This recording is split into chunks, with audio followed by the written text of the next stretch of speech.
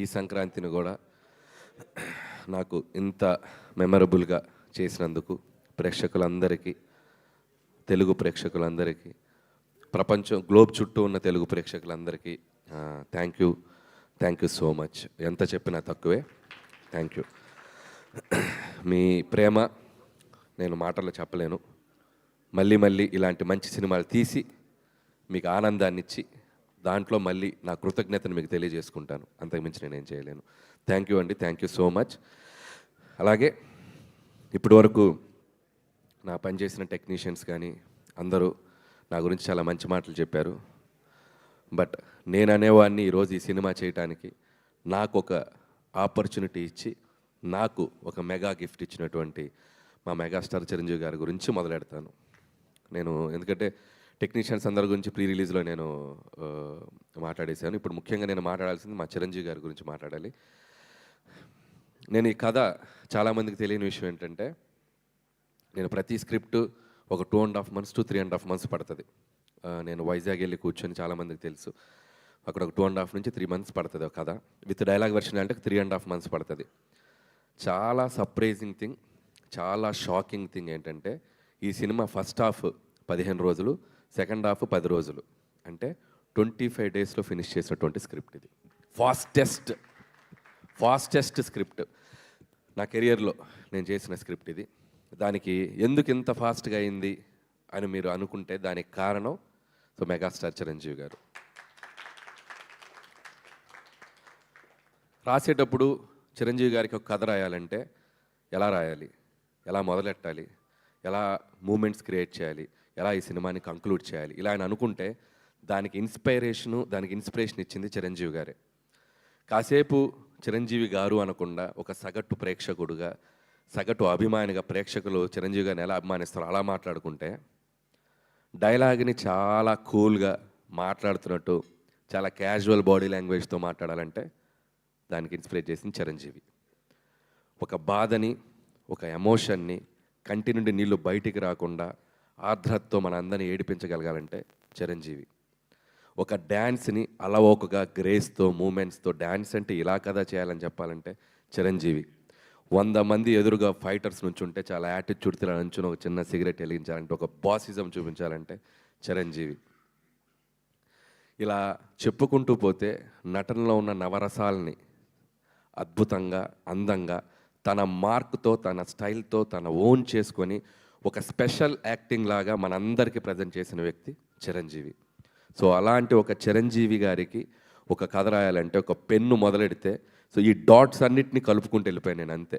ఈ డాట్స్, ఆయనకున్న స్పెషాలిటీస్ ఏవైతే ఉన్నాయో, ఆయన మనల్ని కొన్ని దశాబ్దాలుగా మనల్ని ఎలా ఎగ్జైట్ చేశాడో, సో అలా ఎగ్జైట్ చేసిన డాట్స్ కలుపుకుంటూ వెళ్ళాను నేను, అంతే. అందుకే అంత ఫాస్ట్గా వెళ్ళిపోయింది. సో ఒక ఇంట్రడక్షన్ సీన్ రాయాలన్నా, లేకపోతే ఒక పిల్లలతో ఒక ఆర్ద్రతకు ఒక సన్నివేశం రాయాలన్నా, ఒక వైఫ్ మామగారి మధ్యలో చాలా చలాకీగా నిలబడి, ఒక యాటిట్యూడ్తో నిలబడి, ఒక స్వాగ్తో నిలబడి చేయాలన్నా, ఒక విలన్స్ ముందు ఒక యాటిట్యూడ్తో నిలబడాలన్నా, ఇలా అన్ని ఎలిమెంట్స్ ఈ సినిమాలో నాకు రాయటానికి నాకు ఈజీగా క్రియేట్ చేసిన వ్యక్తి చిరంజీవి గారు. సో అందుకే నేను ఆ క్రెడిట్ నేను చిరంజీవి గారికి ఇవ్వదలుచుకున్నాను. థ్యాంక్ యూ చిరంజీవి గారు.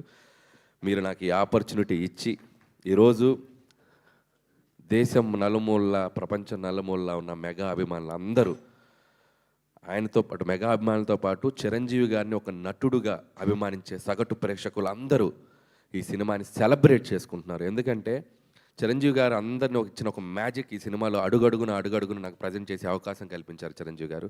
సో వాళ్ళు చూపిస్తున్న ప్రేమ, అభిమానం నేను ఎప్పటికీ మర్చిపోలేను. ఇక మెగా ఫ్యాన్స్ అయితే నేను కనపడితే నన్ను లాక్కెళ్ళి కొంతమంది అయితే ముద్దు పెట్టేద్దామని చూస్తారు. సో అంత అభిమానం చూపిస్తున్నారు. అండ్ ట్విట్టర్లో కానీ, సోషల్ మీడియాలో కానీ, ప్రతి చోట వాళ్ళు చూపిస్తున్న అభిమానం నేను ఎప్పటికీ మర్చిపోలేను. సో ఇది అంతా కుదిరిందంటే దానికి కారణం చిరంజీవి గారు. And thank you Chiranjeevi sir. So నేనేదో ఒక టైమింగ్ అనుకొని, నేనేదో కొన్ని డైలాగులు అనుకొని ఏదేదో రాసేసుకొని వచ్చి, సార్ నేను ఇలా అనుకుంటున్నాను, ఇలా చేద్దాం అంటే 150 సినిమాల ఎక్స్పీరియన్స్ ఉండి ఎంతోమంది దిగ్దర్శకులతో పనిచేసిన చిరంజీవి గారు ఈరోజు ఆయన పక్కన అందరూ బచ్చాగాళ్ళే. మా టీంలో అందరూ ఆయన చూస్తే పెరుగుతొచ్చిన అందరూ ఇంత బచ్చాగాళ్ళం ఆయన సినిమాలు చూసేస్తుంటే, ఇంత పిల్ల బచ్చాలందరూ ఆయన పక్కన ఉన్నా కూడా స్టిల్ ఆయన కూడా మాతో కలిసిపోయి ఒక నార్మల్ మనిషిలాగా, ఒక నార్మల్ ఆర్టిస్ట్గా ప్రతి ఒక్కరికి ఆ స్పేస్ ఇస్తూ ఆయన ఎక్స్పీరియన్స్ని మాతో షేర్ చేస్తూ మా అందరి వెనకుండి నడిపించిన శంకరుడు, మా శంకర్ వరప్రసాద్ గారు, మా చిరంజీవి గారు. నన్ను ముద్దుగా విసు గారు అని పిలుస్తుంటారు, విశ్వం గారు అని పిలుస్తుంటారు. ఎందుకంటే కొద్దిగా చాదస్తంతో ఒక 2-3 టేకులు ఎక్కువ అడిగితే, అబ్బా నువ్వు విశ్వనాథ్ గారిలా పనిచేస్తున్నావయ్యా బాబు విశ్వం గారు ఇలా రండి అని చెప్పి చాలా సరదాగా ముద్దుగా పిలిచేవాళ్ళు. సో మాకు పనిచేసిన 85 రోజులు హర్ష గారికి బాగా తెలుసు, త్రూ అవుట్ ఉన్నారు. సో 85 రోజులు ప్రతిరోజు ఒక బ్యూటిఫుల్ మెమరీ. మాట్లాడుకుంటూ పోతే చాలా ఉంది. సక్సెస్ఫుల్ ఈవెంట్కి కొద్దిగా దాచుకుందాం, సక్సెస్ ఈవెంట్కి.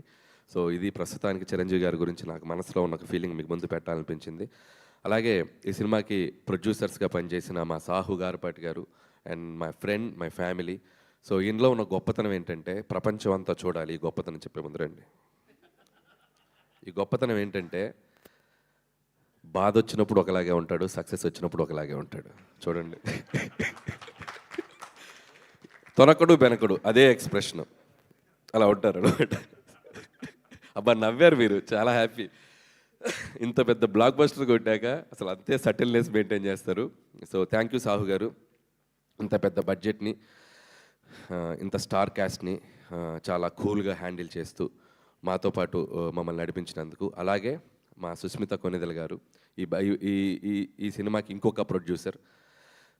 ఈ సినిమా సక్సెస్ అయ్యాక, సో నేను ప్రతి సినిమా సక్సెస్ అయ్యాక నాకు ఒక 2 రోజులు జోన్ అవుట్లో ఉంటా. ఏం జరుగుతుంది నా చుట్టూతా, పెద్ద హిట్ అయిపోయిందా, ఆమె సక్సెస్ అయిపోయిందిగా అని చెప్పి ఒక జోన్ అవుట్లో, ఒక ఏందో బ్రహ్మానందం మనీ సినిమాలో చూస్తే ఇలా నడుస్తుంటాడు కదా, ఇలా నడుస్తుంటా జోన్ అవుట్లో. సో అలాంటి జోన్ అవుట్లో కనపడిన ఇంకొక వ్యక్తి సుస్మిత గారు నాతో పాటు. ఆవిడ కూడా ఒక జోన్ అవుట్లో, ఏంటి డాడీతో ఇంత పెద్ద హిట్ కొట్టాను నేను, అయ్య బాబాయ్. సో అలాంటి జోన్ అవుట్లో కనబడుతూ ఇద్దరం క్లాష్ అయ్యాం ఒకరోజు. సేమ్ ఫీలింగ్ కదా, నాకు సేమ్ ఫీలింగ్. ఎందుకంటే నేను ఆ ఫీలింగ్ నేను ఎక్స్పీరియన్స్ ఉన్నాను కాబట్టి, ఆ ఫీలింగ్ తాలూకు వెనక ఉన్నటువంటి ఒక దీన్ని నేను అర్థం చేసుకోగలను. వాళ్ళ నాన్నగారితో ఎప్పటికైనా ఒక అద్భుతమైన సినిమాలో తన పేరు ప్రొడ్యూసర్గా ఉండాలనుకునే ఒక యాంబిషన్కి ఒక రైట్ ప్రాజెక్ట్, ఒక రైట్ ప్రొడక్ట్ పడి ఈరోజు ఆవిడ యాంబిషన్, ఆవిడ డ్రీమ్ నెరవేరినందుకు సో మీకు కూడా కంగ్రాచులేషన్స్. ముందు ఇంకా చాలా మంచి సినిమాలు తీయాలని కోరుకుంటున్నాను. అలాగే మా ప్రొడ్యూసరు 1 మిలియన్ దాడితే కారు అడిగాడు కదా, ఇవ్వాలి కదా, నేను కారు ఇవ్వాలి కదా, కారు ఇస్తున్నా. కానీ ఇప్పుడు అది 3 దాటి 4 అయింది అనుకో, ఆయన నాకు ఒక ఫామ్ హౌస్ ఇవ్వాలి. ఇప్పుడు కారు అడుగుతాడా లేదా ఆయనకి వదిలేస్తున్నా. సో సాహు గారు, సో హ్యాపీ. ఈ సంక్రాంతి మీకు సినిమా వసూళ్ల పరంగా మీ ఇద్దరు నిర్మాతలు హ్యాపీ ఫీల్ అవ్వాలి. డిస్ట్రిబ్యూటర్స్, ఎగ్జిబిటర్స్, థియేటర్లో వచ్చిన ఎగ్జిబిటర్స్ అందరూ, ప్రేక్షకులు ఎంత సంతోషపడ్డారో అందరూ హ్యాపీ ఫీల్ అవ్వాలని కోరుకుంటున్నాను. అలాగే ఈ సినిమాకి పనిచేసిన టెక్నికల్ టీం, మా సమీర్ రెడ్డి గారికి, ఇందాక ఎవరు అన్నారు నాతో పాటు ఓపెనర్ సచిన్ సెహ్వాగ్ అన్నట్టు అవతల నుంచి బ్యాటింగ్ చేయడానికి ఫాస్ట్గా వితౌట్ క్వాలిటీ మిస్ కాకుండా ఈరోజు ఫోటోగ్రఫీ అందరూ చాలా అద్భుతంగా ఉందంటున్నారు. సమీర్ రెడ్డి గారు, hats off and thank you. With in short time me dream కూడా నెరవేర్చుకున్నారు. అండ్ అలాగే ప్రకాష్ గారు, అద్భుతమైన సెట్లు, మా డైరెక్టర్ ప్రకాష్ గారు and music director Bheems. Bheems ఉన్నాడా, వెళ్ళిపోయాడా? సినిమాలు రిలీజ్ అయినాయిగా 2, ఇంకేమైనా ఉందా సినిమా? రెస్ట్ కోసం వెళ్ళాడు ఇంకో. ఓకే. సో భీమ్స్ కూడా అద్భుతమైన పాటలు ఇచ్చాడు, అద్భుతమైన బీజిఎం ఇచ్చాడు. చాలా కష్టపడ్డాడు ఈ సంక్రాంతికి. పాపం తను 2 సినిమాలు ఉన్నాయి, 2 సినిమాలకు న్యాయం చేయాలని చెప్పి రేతింబావులు వర్క్ చేశాడు టీం అందరితో. సో భీమ్స్ కూడా నా కంగ్రాచులేషన్స్. మా జర్నీ ఇలాగే కంటిన్యూ అవుతుందని కోరుకుంటున్నాను. అలాగే ఇంకొక ఫైట్ మాస్టర్ పనిచేశాడు, నభా. ఓపెనింగ్ ఫైట్ చేసింది నభా అనే ఫైట్ మాస్టర్, నభాకాంత్. తనకి నా కంగ్రాట్స్. అలాగే క్లైమాక్స్, గోల్డ్ ఫైట్, సినిమాలో అదర్ యాక్షన్ పార్ట్ అంతా నా ప్రియ మిత్రుడు, శిష్యుడు, ఏదో ఫస్ట్ సినిమా నుంచి నాతో ట్రావెల్ అవుతున్నాడు పటాస్ నుంచి, మా వెంకట్ మాస్టర్. సో వెంకట్ మాస్టర్తో ప్రాబ్లం ఏంటంటే, వెంకట్ మాస్టర్ గురించి మాట్లాడకపోతే వెంకట్ మాస్టర్ ఫీల్ అవడు. వెంకట్ మాస్టర్ భార్య వందన ఉంది, వందులు, ముద్దుగా వందులు అని చెప్పి తిరుగుతుంటాడు. నన్ను అన్నయ్య అని ప్రేమగా పిలుస్తుంది. ఇన్స్టాగ్రామ్లో వస్తుంది, ఏ అన్నయ్య ఆయన గురించి మాట్లాడరా. అమ్మ తల్లి వందులు, హ్యాపీయా? సో మీ ఆయన గురించి మాట్లాడాను. All the best Venkat. So ఇంకొక కోరిక ఉంది ఆవిడకి, ఆవిడ చిరంజీవి గారి ఫ్యాను. ఒక్కరోజన్న సెట్కి పిలిచి ఒక ఫోటో దించలేదని అడిగింది. ఫోటో కూడా కన్ఫర్మ్ త్వరలో. సో వెంకట్ మాస్టర్ గారికి సో ఇది చెప్తున్నాను. అలాగే ఇక రైటింగ్ టీం ఈరోజు ముగ్గురే మాట్లాడారు. సో మిగతా టీం చాలామంది ఉన్నారు. మా నారాయణ గారు, మా బాబాయ్ అరుణ్ ప్రసాద్ గారు అండ్ తిరుమల్ నాగ్. సో వాళ్ళు కూడా మైకులు తీసుకుంటే అజ్జు కంటే అనర్గళంగా మాట్లాడగలరు, కాకపోతే ఈరోజు రాలేరు. సో అలాగే అజ్జు నాకు ఎవరి గురించి భయపడిన కానీ ఇతని స్పీచ్ ఎప్పుడు వస్తుందని భయంగా ఉంటుంది. నాకు ఏం మాట్లాడేస్తాడో ఏంటో ఎక్స్టెంపోలోని భయంగా ఉంటుంది. థ్యాంక్స్ అజ్జు. ఎందుకంటే ఈ రైటర్స్ అందరినీ నేను పెట్టినంత టార్చర్ ఎవరూ పెట్టరు. నేను ఒక వెర్షన్ అనుకుంటా, ఆ వెర్షన్ వచ్చాక దాదాపు ఎవరన్నా డైలాగ్ వెర్షన్ ఒకటి రాస్తారు. నా సినిమాకి 66 వెర్షన్లు ఉంటాయి. ఈ రోజు రాసింది ఓకే అంటాను, నెక్స్ట్ రోజుకి వచ్చి ఇది కాదు ఇంకోటి అంటాను, ఇది కాదని సినిమా రిలీజ్ అయ్యే వరకు 36 వెర్షన్లు రాపిస్తూనే ఉంటాను చాలా ఓపిక్గా. ఎన్ని వెర్షన్లు అయినా రాసుకుంటూ వచ్చి ఆ ఫైనల్ మళ్ళీ మిక్సింగ్ ఉంటుంది. నా వెర్షన్, వీళ్ళ వెర్షన్ అన్నీ కలిపి ఒక మిక్సీ చేసి చేస్తాం. ఆ వెర్షన్ అబ్బో అదొక పెద్ద, నాతో రైటర్స్గా పనిచేసే వాళ్ళకి తెలుసు అది ఎంత టఫ్ ప్రాసెస్. రైటర్స్ అంటే ఒక వెర్షన్ రాసి 2 నెలలు కూర్చోవడం కాదు స్క్రిప్ట్ బట్, సినిమా రిలీజ్ అయ్యే వరకు ముందు రోజు వరకు ఎడిటింగ్ డబ్బింగ్లో కూడా వచ్చి కూర్చుంటారు నాతో పాటు, ఏమైనా ఇంప్రూవైజ్ చేద్దామని చెప్పి. సో అంత డెడికేషన్గా పనిచేస్తారు అజ్జు అండ్ సాయి అండ్ ప్రదీప్ కూడా. అండ్ సాయి గురించి స్పెషల్గా చెప్పాలి. నేనేంటంటే సినిమా తీశాక ఒక 1 వీక్ ముందు కాన్ఫిడెన్స్ అంతా వెళ్ళిపోద్ది నాకు. ఏమవుద్ది సినిమా అని చెప్పి పరీక్ష రాసి ఎగ్జామ్ స్టూడెంట్ లాగా అయిపోతా. ఇది తీసేద్దామా అది తీసేద్దామని మా ఎడిటర్ తమ్మిరాజు గారు బుర్ర తింటుంటే నా వెనక ఒకడు కాన్ఫిడెంట్గా తిరుగుతుంటాడు. అగా ఎందుకు తీస్తావు అదే ఇలా అన్నాడు. ఒకడే కమాండ్ చేసేది మా వాడు సాయి. బుద్ధుందా నీకు, ఏమి అది ఎంత పండిందో తెలుసా ఎపిసోడు, ఎడ తెస్తావు అది ఇలా అని చెప్పి ఇదిలిస్తాడు. ఒక్కోసారి కోపడతాడు, అరుస్తాడు. ఏంటి సినిమాని చెడగొడతావేంటి నువ్వు, బ్లాక్ బస్టర్ అయ్యే సినిమాని అవతలకెళ్ళు, అసలు వెయిటింగ్ రాకు అని చెప్పి నన్ను ఒక కంట్రోల్ చేసే వ్యక్తున్నాడంటే మా సాయి. లేకపోతే అద్భుతమైన ఎపిసోడ్ నా ఎక్స్టెంపోలు ఇది తీసేద్దాం అది తీసేద్దాం అని మా ఎడిటర్ కరెక్టే కదా నేను చెప్పింది. సో అంత ఎక్కువ ఆలోచిస్తాను, అంత భయం. ఎందుకంటే ఎట్టైనా ఒక సక్సెస్ఫుల్ ఫిల్మ్ వెళ్ళాలి, సినిమాని కాపాడుకోవాలి, అంత ఓవర్ ఎంతూజియాజంతో పనిచేస్తాను. సో ఇలాంటి వాడు ఒకడు ఉండాలి వెనక. Thank you Sai. సినిమా నువ్వు కాపాడుతావు లాస్ట్లో, నేను దాన్ని స్పాయిల్ చేయకుండా. అలాగే మా తమ్మిరాజు గారు ఎడిటరు, పాపం ఇతను కూడా ఇంత రైటర్స్ లాగే ఒక 6-7 వెర్షన్లు కూర్చోబెట్టి కట్ చేపిస్తూ ఉంటాను. ఆయన చాలా ఓపికగా సినిమా ఎంతవరకు పనిచేస్తారు. థ్యాంక్ యూ తమ్మిరాజు గారు. నా ఫస్ట్ ఫిలిం నుంచి నాకు ఒక ఫ్యామిలీ మెంబర్ లాగా, ఒక బ్రదర్ లాగా నాతో పాటు పర్ఫెక్ట్గా ట్రావెల్ చేస్తున్నాను. అలాగే మిగతా టీం అందరికీ పనిచేస్తూ ప్రతి ఒక్కరిని మిగతా వాళ్ళని ఏదైనా కవర్ చేస్తుంటే సక్సెస్ ఈవెంట్లో కవర్ చేస్తాను. ఇక్కడ ఇంకొక 2 వ్యక్తుల గురించి స్పెషల్గా మాట్లాడి చిన్న ఫినిషింగ్ పనిచేద్దాం. కలెక్టర్ శ్రీనివాస్ గారు ముందుకు రావాలి.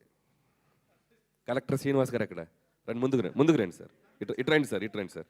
మైక్ ఇవ్వండి శ్రీనివాస్ గారికి, మైక్ ఇవ్వండి. ఇటు రండి.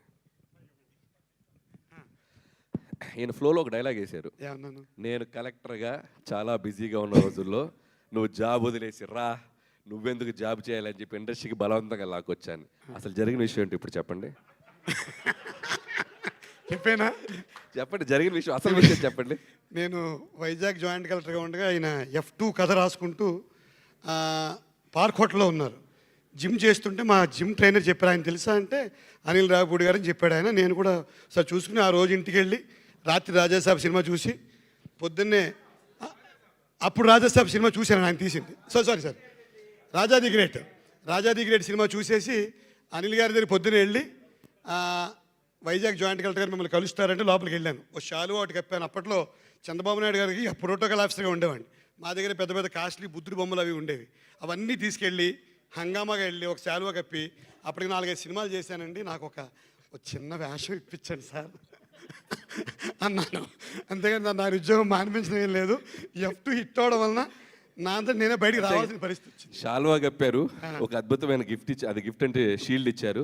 ఆ తర్వాత శ్రీ లక్ష్మీనరసింహస్వామి సింహాచలం ఆలయంలో ప్రోటోకాల్ దర్శనం చేయించి మొత్తం ఒక చిన్న సెటప్ చేయించారు. చిన్న అద్భుతమైన సెటప్ జరిగాక అప్పుడు అతని మీదకి ఆయన మీదకి ఒక చూపు వెళ్ళి అప్పుడు F2లోకి వచ్చారు కదా. మరి జరిగిన story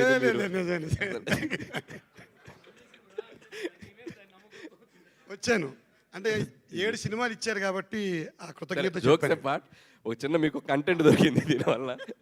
so thank you Srinivas గారు మీరు. సో అలాగే చైల్డ్ ఆర్టిస్ట్ అందరూ చేశారు, ఇంకా సినిమాలు చాలామంది ఆర్టిస్ట్ అందరూ చేశారు. వాళ్ళు మిగతా వాళ్ళు రాని వాళ్ళు కూడా సక్సెస్ ఈవెంట్లో వచ్చి వాళ్ళు ఈ స్టేజ్ షేర్ చేసుకుని వాళ్ళ అభిప్రాయాలు చెప్తారు. అండ్ ఇంకొక వ్యక్తి మన శ్రీనివాస్ రెడ్డి, ఆనంద్ నా మంచి ఫ్రెండ్స్. సో అభినయ్, సో కొత్తగా క్యాథరిన్ గురించి చెప్పాలి. బీయింగ్ ఏ హీరోయిన్గా చేస్తూ కూడా ఈ సినిమాలో జ్వాల అనే పేరు పెట్టాక, ఎందుకంటే జ్వాల అంటే చంటబ్బాయిలో సుహాసిని గారు చేసిన పాత్ర. సో అది అందరికీ గుర్తు రావాలని ఒక హీరోయిన్గా చేస్తే ఎవరైనా బాగుంటుందని చెప్పి నేను క్యాథరిన్ అడిగాను. పాపం క్యాథరిన్ ఏమాత్రం ఆలోచించకుండా చిరంజీవి గారి పక్కన మంచికి త్రూ అవుట్ ఒక టీంలో రోల్ కదండి, నేను చేస్తానని చెప్పి ఆ అమ్మాయి అక్కడక్కడ కొద్దిగా డైలాగులు ఉన్నా లేకపోయినా సినిమా అంతా చాలా అద్భుతంగా చేసింది. అలాగే వెంకటేష్ గారితో చివరిలో అమ్మాయిని కలిపాం కాబట్టి ఒక హీరోయిన్ ఉంటే బాగుంటుందని చెప్పి మేము చెప్పినందుకు Catherine thank you so much ఈ పాత్రను యాక్సెప్ట్ చేసినందుకు. అలాగే నయనతార గారికి మరొకసారి నా కృతజ్ఞత తెలియజేసుకున్నాను. ఆవిడ చేసిన సపోర్ట్ ఈరోజు నయనతార గారు చిరంజీవి గారి పక్కన ఎంత అద్భుతంగా పేరు కుదిరిందని చెప్తున్న దానికి కూడా చాలా థ్యాంక్స్. అలాగే మరొకసారి ముగించే ముందు చిరంజీవి గారితో మొదలెట్టాను. సో ముగించే ముందు ఆబ్వియస్గా మా వెంకటేష్ గారితో ఫినిష్ చేయాల్సిందే. సో విక్టరీ వెంకటేష్ గారు, ఈ సక్సెస్లో మాతో పాటు మా వెనక చిరంజీవి గారికి మాకు ఒక దాన్ని ఏమంటారు, ఒక బెస్ట్ బడీ లాగా, బెస్ట్ ఫ్రెండ్ లాగా మాతో ట్రావెల్ అయ్యారు. ఒక స్పెషల్ క్యామియో చేశారు. ఎంత అద్భుతంగా థియేటర్లో ప్రేక్షకులు దీన్ని రిసీవ్ చేసుకుంటున్నారంటే మామూలుగా రిసీవ్ చేసుకోవట్లేదు. ఒకళ్ళ మీద ఒకరికి ఈగో లేకుండా, జలసీలు లేకుండా, ఎటువంటి ఇది లేకుండా ఇద్దరు స్టార్స్ ఒకళ్ళ పాటుకు ఒకరు డ్యాన్స్ చేయటం, అల్లరి చేయటం నేను కళ్ళతో చూశాను. థియేటర్లో ప్రేక్షకులు, లేడీస్ ముఖ్యంగా ఎంత చప్పట్లు కొట్టి ఎంజాయ్ చేస్తున్నారంటే హ్యాట్స్ ఆఫ్ టు వెంకటేష్ గారు, ఈ పాత్రను ఒప్పుకొని మాతో పాటు చిరంజీవి గారితో పాటు దీన్ని చేసినందుకు. అండ్ నాకు తెలుసు ఆయనకి ఎంత అట్మోస్ట్ లవ్ అండ్ రెస్పెక్ట్ లేకపోతే ఇది చేయరు. చిరంజీవి గారి మీద ఉన్న అట్మోస్ట్ రెస్పెక్ట్, నా మీద ఉన్న utmost love. Thank you sir, you are also big key part in our success. మేము ఎప్పటికీ మర్చిపోయాం. Venkatesh garu thank you so much.